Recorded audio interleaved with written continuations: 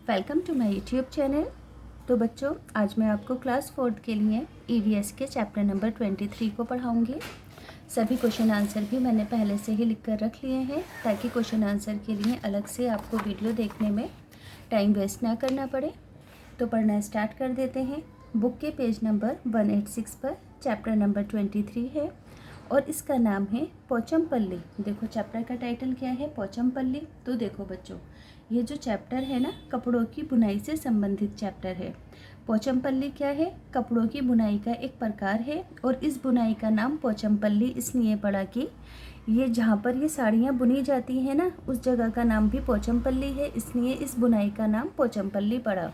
अब देखो, जैसे जैसे चैप्टर पढ़ोगे ना, सारी बात आपको अच्छे से समझ आ जाएगी। मुख्तारपुर गांव में रहने वाले वानी और प्रसाद के घर में रंग बिरंगे धागों का ढेर लगा रहता है। क्यों रंग बिरंगे धागों का ढेर लगा रहता है बच्चों वानी और प्रसाद के घर में? क्योंकि इनके पिताजी बुनाई का काम करते हैं, इसी वजह से इनके घर में हर तरफ रंग बिरंगे धागों का ढेर लगा रहता है। इनके अम्मा अप्पा और परिवार के सभी लोग बुनाई का काम करते हैं। ये बुनाई बहुत ही सुंदर और अपने आप में अनोखी होती है। इनका गांव तेलंगाना राज्य के पोचमपल्ली कस्बे के पास है। कहाँ पर है बच्चों इनका गांव? हिंदुस्तान का एक राज्य है तेलंगाना और वहाँ पर एक कस्बा है पोचमपल्ली। तो इनका गांव पोचमपल्ली कस्बे के पास है और इस गांव के अंदर ज़्यादातर लोग बुनकर हैं। बुनकर किसे कहते हैं बच्चों? बुनाई करने वालों को बुनकर कहते हैं। तो इस कस्बे पोचमपल्ली में ज़्यादातर लोगों का काम धंधा क्या है? कपड़ों की बुनाई का। इसलिए इस बुनाई का नाम भी पोचमपल्ली के नाम से जाना जाता है, यानी कि इस बुनाई को पोचमपल्ली कस्बे की वजह से सभी लोग, यहाँ के लोग यही काम करते हैं, तो इसी वजह से इस बुनाई को भी पोचमपल्ली नाम के नाम से जाना जाने लगा। इस गांव के लोग बहुत पुराने समय से ये काम कर रहे हैं। वानी और प्रसाद के अम्मा अप्पा ने अपने परिवार के बड़े बुजुर्गों से इस बुनाई को करना सीखा था। अब वानी और प्रसाद भी स्कूल से आकर अपने अम्मा और अप्पा की मदद करते हैं बुनाई करने में। अब देखो, यहाँ पर बुनाई के कुछ पिक्चर्स दी गई हैं। देखो किस तरीके से करघे के ऊपर धागा काटा जा रहा है ना। फिर यहाँ पर कपड़ों की बुनाई की जा रही है करघे के ऊपर। अगला टॉपिक है बच्चों यहाँ पर धागे से कपड़े तक। तो अप्पा पोचमपल्ली से धागे की लड़ियाँ लाते हैं। समझ में आए कि अप्पा पोचमपल्ली से क्या लाते हैं? धागे की लड़ियाँ लेकर आते हैं। अम्मा लड़ियों को उबलते पानी में डालकर उनकी गंदगी को और दागों को साफ करती हैं। फिर सब मिलकर धागों को सुंदर रंगों के अंदर रंगते हैं और सुखाकर उनकी गट्ठी बनाते हैं, यानी कि एक जगह इकट्ठा कर रखते हैं। धागे की गट्ठियाँ करघे के ऊपर लपेटी जाती हैं और फिर इनसे कपड़े बुने जाते हैं। समझ में आया? जो धागे की गट्ठियाँ होती हैं, पहले उसे करघे के ऊपर लपेटते हैं और फिर उससे कपड़ा बुनते हैं। रेशम का धागा हो तो रेशमी कपड़े, साड़ियों या सूटों के लिए कपड़े बुने जाते हैं। अगर सूती धागा हो तो साड़ियाँ, कपड़ों के थान और चादरों को बुना जाता है सूती धागे से। करघे में बहुत सारी सुइयाँ होती हैं। फिर बच्चों, डिज़ाइन के हिसाब से सुइयों का जो नंबर है वो घटता बढ़ता रहता है। कारीगर चमकदार रंगों की बहुत सी सुंदर पोचमपल्ली साड़ियाँ बुनते हैं। इन कारीगरों ने अपनी इस कला से इलाके का नाम दुनिया भर के अंदर मशहूर किया है, यानी कि बच्चों पोचमपल्ली की जो साड़ियाँ हैं वो दुनिया भर के अंदर मशहूर हैं। अब आगे है अगला टाइटल, खतरे में कला। ऐसी साड़ी बुनने के लिए अच्छे कारीगर चाहिए होते हैं। इसके लिए कई दिनों तक कड़ी मेहनत करनी पड़ती है, तब जाकर एक साड़ी तैयार होती है। फिर भी साड़ियों को सही दाम में बेचना बहुत मुश्किल होता है, यानी कि इन लोगों को साड़ी की सही कीमत नहीं मिल पाती।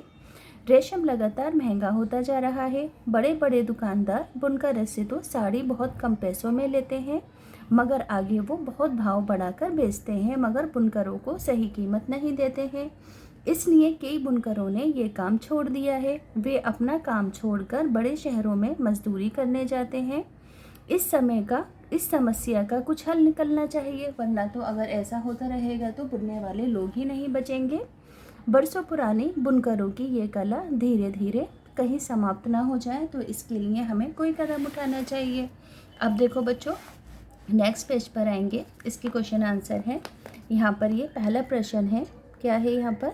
पहला प्रश्न इसका कि आज वानी और प्रसाद जैसे कई बच्चों ने अपने परिवारों से ये सुंदर कला सीख ली है। क्या बड़े होकर भी ये बच्चे अपने बच्चों को इस कला के हुनर को सिखाएंगे? क्वेश्चन का मतलब समझ में आया बच्चों की? यहाँ पर कहा गया है कि वानी और प्रसाद, है ना, जैसे कई बच्चे अपने परिवारों से इस कला को सीख रहे हैं। क्या जब वानी और प्रसाद बड़े हो जाएंगे तो क्या वो भी अपने बच्चों को ये कला, ये हुनर सिखाएंगे? तो देखो बच्चों, अगर स्थिति ऐसे ही चलती रही, इन बुनकरों को सही कीमत ना मिली, तो ये आगे आने वाली जनरेशन को ये काम नहीं सिखाएंगे इस तरीके से, तो ये कला विलुप्त हो जाएगी। तो आप आंसर के अंदर लिखोगे कि रेशम महंगा होता जा रहा है तथा बुनकरों को उनकी मेहनत का उचित मूल्य नहीं मिल रहा है। ऐसी स्थिति में बुनकर रोजगार की तलाश में एक जगह से दूसरी जगह जा रहे हैं। यदि स्थिति ठीक रही तभी बड़े होकर वानी और प्रसाद जैसे लोग अपने बच्चों को ये हुनर सिखाएंगे, और अगर यही स्थिति बनी रही, उन्हें सही कीमतें ना मिली, तो वानी और प्रसाद भी बड़े होकर अपने बच्चों को ये हुनर, ये कला नहीं सिखाएंगे और ये कला विलुप्त हो जाएगी। तो बच्चों स्क्रीनशॉट लेकर हैंड टू हैंड आंसर लिख देना। अब देखो यहाँ पर पहला क्वेश्चन है कि क्या तुमने कभी किसी को करघे पर कुछ बुनते देखा है? तो आंसर होगा कि हाँ, मैंने कई लोगों को करघे पर कपड़ा बुनते देखा है। टीवी पर आ रहे कार्यक्रम में कपड़ा बुनते देखा है। क्या लिखोगे?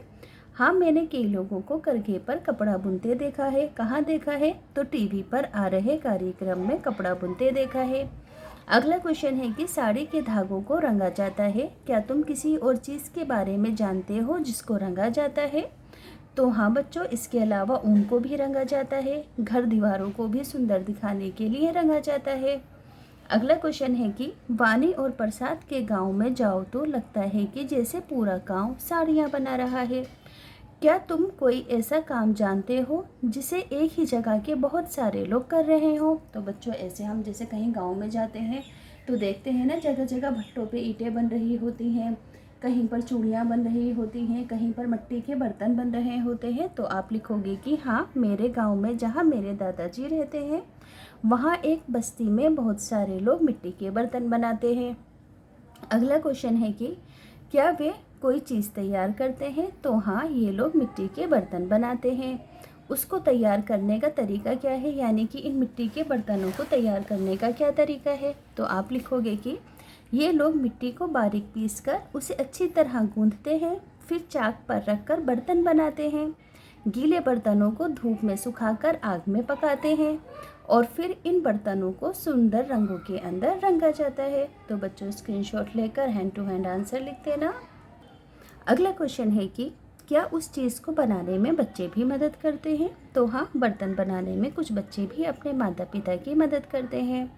अब देखो अगला क्वेश्चन है कि किसी लुहार, बढ़ई या कुम्हार से बातचीत करो और उनके काम के बारे में आपको पता लगाना है। तो देखो किसी लुहार, बढ़ई या कुम्हार से बातचीत करो और उनके काम के बारे में पता लगाओ। तो आप लिखोगे कि मैंने एक कुम्हार से बात की तथा उन्होंने मुझे पुस्तक के प्रश्नों का उत्तर इस प्रकार दिया। सबसे पहला क्वेश्चन हमने उनसे क्या पूछा कि उन्होंने अपना काम कहाँ से सीखा? तो आप आंसर में लिखोगे कि उन्होंने यह काम अपने बुजुर्गों से सीखा। नेक्स्ट पेज पर आएंगे। दूसरा सवाल है, उनको काम में क्या क्या चीज़ें सीखनी पड़ती हैं? तो आप आंसर में लिखोगे कि उनको इस काम में मिट्टी को अच्छे से गूंदना, पीसना, चाक चलाना आदि काम सीखने पड़ते हैं। नेक्स्ट क्वेश्चन है कि क्या उन्होंने अपना ये काम अपने परिवार में किसी और को भी सिखाया है? तो हाँ, उन्होंने ये काम अपने बच्चों को भी सिखाया है। अब देखो एक और क्वेश्चन है कि नीचे तालिका में कुछ कामों की सूची दी गई है। क्या तुम ऐसे लोगों को जानते हो जो ये काम करते हैं? उनके नाम लिखो, पता करो कि उन्होंने ये काम किससे सीखा। जैसे कि कपड़े की बुनाई का काम वानी प्रसाद के अम्मा अप्पा करते हैं, अपने परिवार से सीखा। खाना पकाने का काम हमारे घर में माँ बहन करती हैं, अपनी माँ से सीखा। साइकिल रिपेयर का काम अंकल और अपने भाई से सीखा, नाम है उनका राजू, है ना। हवाई जहाज़ उड़ाना जैसे कि यहाँ लिखा है कि खाना पकाने का काम, यहाँ पे भी आप कोई नाम लिख देंगे। जैसे कि यहाँ मैंने लिखा सामू ने, है ना, किससे सीखा? अपनी माँ से। साइकिल रिपेयर का काम, नाम है कि उनका नाम है ना, राजू ने, तो इन्होंने अपने अंकल से सीखा। हवाई जहाज़ उड़ाना, सिराज अंकल, इन्होंने इंस्टीट्यूट से इसका कोर्स किया था। सिलाई कढ़ाई करना सामू ने अपनी माँ से सीखा, अपने परिवार से सीखा। गाना गाना शब्बू ने अपनी माँ से सीखा। जूते बनाना घनश्याम बाबा ने अपने पिताजी से सीखे। इसी तरीके से पतंग उड़ाना अरहान ने अपने भाई से सीखा।